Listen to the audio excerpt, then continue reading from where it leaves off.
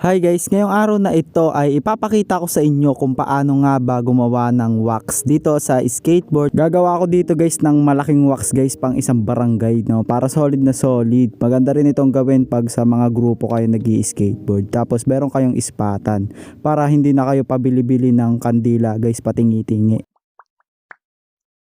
Naman ako niyan. Siyempre guys, bibili muna tayo ng materyales para magawa yung wax. Kailangan natin guys bumili ng soft drinks guys ng nasa lata. Yun yung kailangan natin. So yun guys, bibili lang muna kami guys. Nagra-rides lang kami dito ng aking kaibigang oso, si Arwen.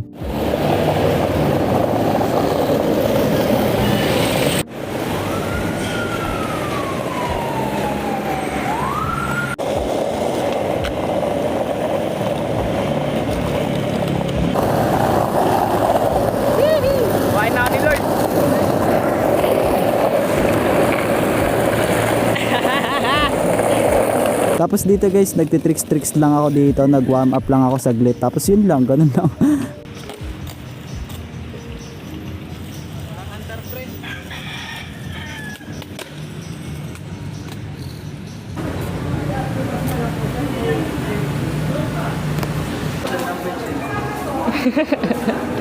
Para model na bench ang puta.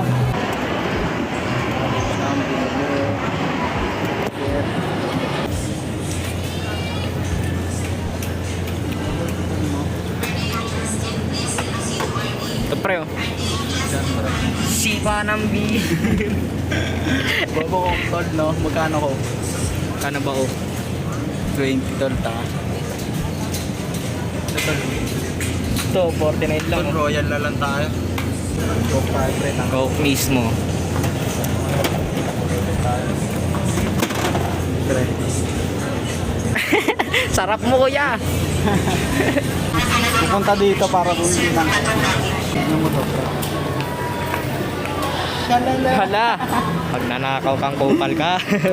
Tol, kasya pala dito pati aviation na. Bang, magnanakaw pre. Yung mga magnanakaw.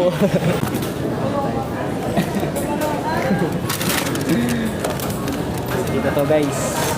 Kaya yung resipot. Isang bite. Canifer. Oh, sarap. Ay, dito guys, kumakain yung dalawang ipis. Napakaasim ng mga mukha niyan. Tiyangga lang na yan. Chichirya lang yung kinakain. Para kapag gagawa na tayo guys ng wax ay hindi tayo magugutom. Kasi kahit chicha lang yan guys, lamang tiyan yan. Napakatigas ng mukha ng dalawang ipis na yan. Chicha lang yung kinakain. Binibidyohan pamputik. Baliw eh, no? Uy! Hininga mo. Amoy puwit yung hininga. Unang inom. Unang birada. Patay. Coke, Mountain Dew baka naman.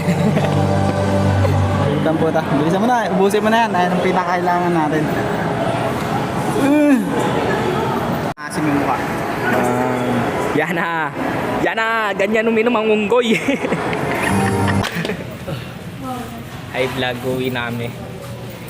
Sige natin dyan. Coke. Dito guys, uwi na kami. Sobrang init. Kapag mainit talaga guys, lumalabas yung kakyatan ko. Ganito yung sikreto ng mga gwapo.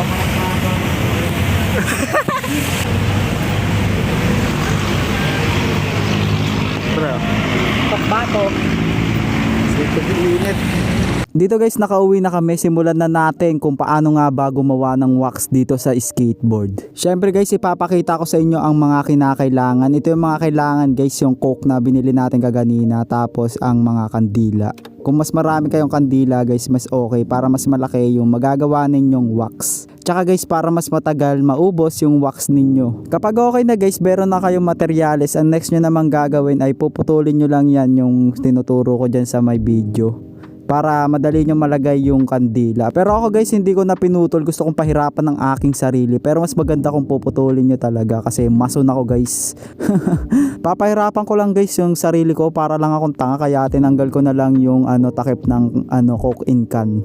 Kasi doon ko ipapasok yung kandila. Gusto ko nga pahirapan ang aking sarili. Kung tinanggal ko na lang yung diba?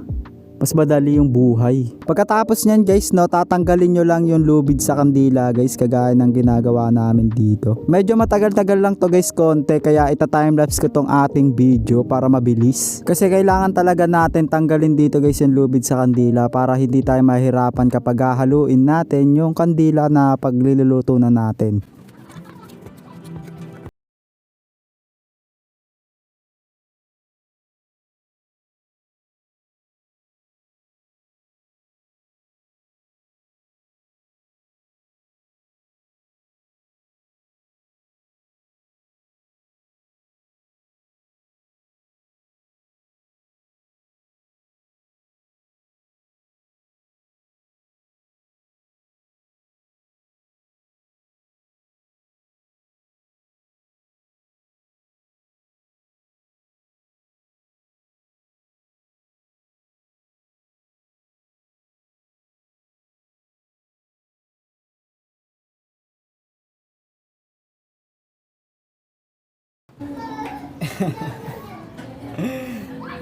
Dito mo konti tol para makita. Gogi tol, isang buo. Putik na no. Shit. Buenas ng mukha.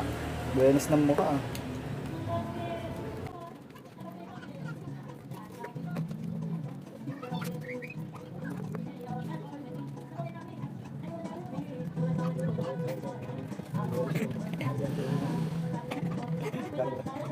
Kapag katapos nyan guys no, natanggal nyo na lahat ng lubid sa kandila, ang next nyo naman gagawin ay kukuhain nyo yung mga debris na nalaglag ng kandila ninyo.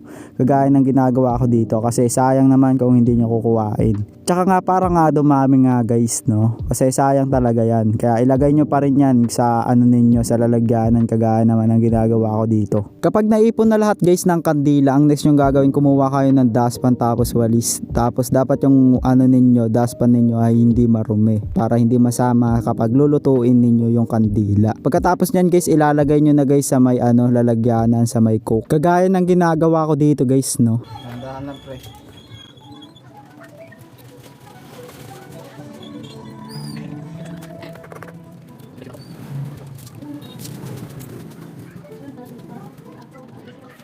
Ang next naman guys, kapag nalagay nyo na lahat ng kandila sa loob ng coke, ang gagawin naman ay tutunawin natin yung kandila para ma-mold siya guys sa lalagyanan ng coke in can. Ang gagamitin natin guys para matunaw yung kandila, ano pa ba guys, yung panluto, gasol. So ayan guys no, lulutuin na natin yung kandila o tutunawin na natin. Bubuksan lang natin yung kalan tapos ilalagay lang natin yung lata sa may apoy para matunaw yung kandila. Tapos hihintayin nyo na guys matunaw yung kandila, medyo saglit lang naman yan. Pero guys kapag nagmamadali na kayo ay pwede nyo naman lakasan yung apoy. Pero baka mapasok kayo kaya wag na lang, hinaan nyo na lang yung apoy. So ayun guys, kinuha ko na yung torch namin para mas mabilis matunaw yung kandila sa loob ng lata. Ganyan ko lang guys, pinalibot-libot ko lang yung apoy sa may lata para mas mabilis nga matunaw yung kandila. Pagkatapos nyan guys no, kapag medyo natutunaw na yung kandila, ang next nyo lang gagawin ay kumuha lang kayo ng tingting tapos ihalo-haluin nyo lang yung kandila sa loob ng lata para matunaw na talaga lahat ng kandila sa loob ng lata guys. Kaya haluin nyo talaga siya guys ng haluin para okay na okay talaga. Tsaka para maging liquid na yung ano, kandila. Gagi, kumukulo na par. Initipan natin saglit. Kapag liquid na guys yung kandila, nilagyan ko lang siya guys ng kung ano-ano. Nilagyan ko nga ng mantika para mas madulas, 'di ba? Syempre. Para maluto. Lagyan natin ng joy. Daw ni kay tol. Hindi nga tol, lagyan natin tol daw. Ha? Lagyan natin ng Colgate guys. Para bumangon hininga ni Arwin. Amoy poet na. Colgate para sa hininga mong amoy poet. Toothpaste baka naman. Toothpaste na pero close up na. Bukulo na siya guys. Lagyan natin ng pulbo. Shabu. Bang. Shabu. Patayin muna natin. Pagkatapos nyan guys no, pinatay ko na yung apoy tapos hinalo-halo ko lang para magsama-sama na yung pinaglalagay natin sa ano, sa kandila. Pagkatapos nyo guys halu-haluin yung kandila guys, ang next nyo naman gagawin ay papatuyuin nyo na siya. Ano na natin total patuyo. Papatuyuin na natin siya guys. Bigpason ka. Ayun guys, nakalimutan ko palang isama guys. Nilagyan ko nga rin pala ng downy guys para mabango. Para pwede mong ikuskus sa mukha mo. Halo, shakies. May wax na, wag lang mawala. Meron na tayong wax guys, wag lang mawawala. Nakain mo kasi yung iba no? Pinasasabong kasi ang putik. Yung kandila ginagawang sabon eh. Kaya ka may puwet eh. Pagkatapos guys ang lahat, uminom muna ako dito guys ng ice water para matanggal ang aking uhaw. Tsaka ayan rin yung ilalagay natin guys sa kandila para mas mabilis matuyo yung kandila guys. So ayan na guys no, lalagyan lang natin ng malamig na tubig yung paligid ng lata para mas mabilis tumigas yung kandila. Mas okay rin guys na sobrang lamig ng tubig para mas mabilis tumigas yung kandila sa loob ng lata guys, para mas mabilis mag-mold guys. Kapag okay na guys, nalagyan nyo na ng malamig na tubig, ang next nyo na lang gagawin dyan guys ay hintayin nyo na lang tumigas yung kandila sa loob ng lata. Para pwede nyo na siyang kunin sa lata, tapos yun na, pwede nyo na siyang gamitin. Tsaka guys, kailangan matigas na yung kandila guys para hindi madudurog kapag kukunin ninyo. Kapag okay na guys, matigas na yung kandila sa loob ng lata, ang next nyo nang gagawin, kumuha lang kayo ng gunting, tapos guguntingin nyo lang yung lata. Madali lang naman yan guys magunting kasi nga malambot lang naman yung lata ng soft drinks.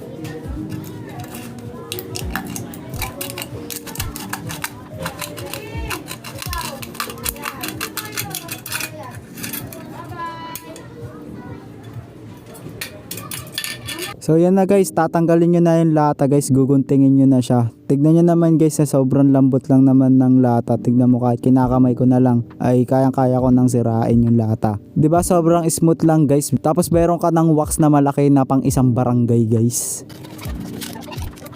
Yan na guys, meron na tayong wax guys na hindi agad-agad mauubos. Napakatibay pa no. At saka sobrang tagal niya maubos guys. Baka hindi niya maubos kapag isa lang kayong naglalaro. Pero kapag sa ispatan yan guys, medyo mabilis lang yan kapag nasa ispatan talaga kayo. Tapos medyo maraming naglalaro. Dito naman guys, medyo nilinis-linis ko lang yung kandila. Tinanggal-tanggal ko lang yung mga excess na mga kandila na sumusobra. Para mas premium siya guys tignan kapag okay na, 'di ba? Kapag nalinis niyo na talaga. So ayan, nililinis ko na siya guys. Ginugunting-gunting ko yung mga onti-onti dyan sa gilid-gilid para pumantay guys.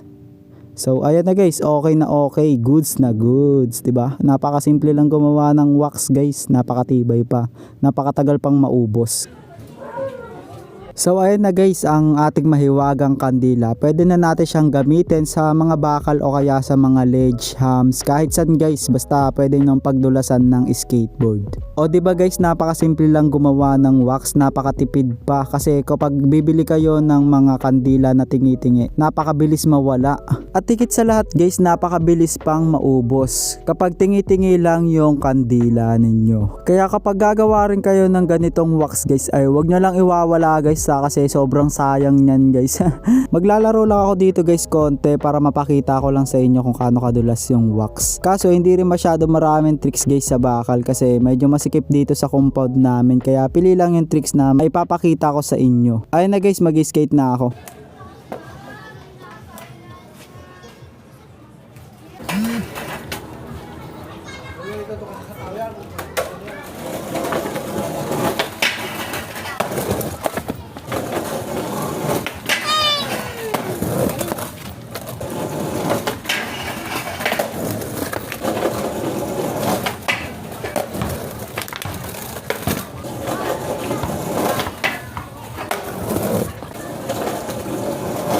Dito na guys magtatapos ang aking munting video sa paggawa ng wax guys. Maraming salamat guys sa panonood ninyo. Yun lang. Bye!